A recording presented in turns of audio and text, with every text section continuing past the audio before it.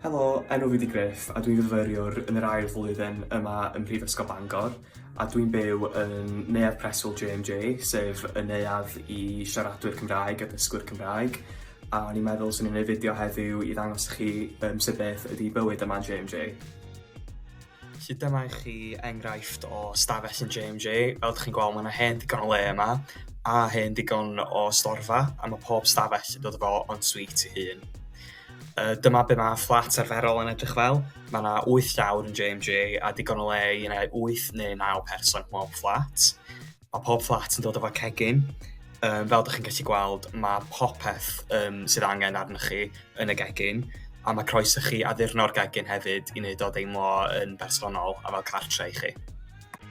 Da ni hefyd yn lwcus iawn yn JMJ i gael olfa yn ystafell cyffredin i'n hunain.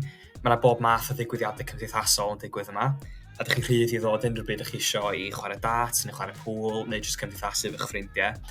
A da ni hefyd yn cael ymarferion aelwyd fel ymarferion côr yma er enghraifft. Mae JMJ yng nghanol safle ffriddoedd ac yn agos iawn i'r siop, i'r gym, i bar Uno ac i'r golchdy. Mae'n safle cyfleus iawn i unrhyw un sy'n byw yma. Mae werth dod i JMJ jyst i gael golygfeydd fel yma, ond os ydych chi eisiau gallu byw a chymdeithasu trwy'r Gymraeg yn Bangor, dyma'r lle i chi. Mae'n rhaid i mi ddweud fy mod i wir wedi mwynhau ym mhrofiad i yma yn JMJ dros y 2 flynedd dwytha, gymaint fy mod i fel llawer o bobl eraill wedi penderfynu aros yma yn yr ail flwyddyn yn ogystal â'r flwyddyn gyntaf.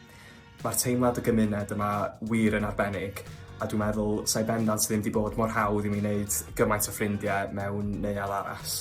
Felly, os ydych chi'n dod i Bangor, dwi wir yn argymell eich bod chi'n dod i aros yn JMJ.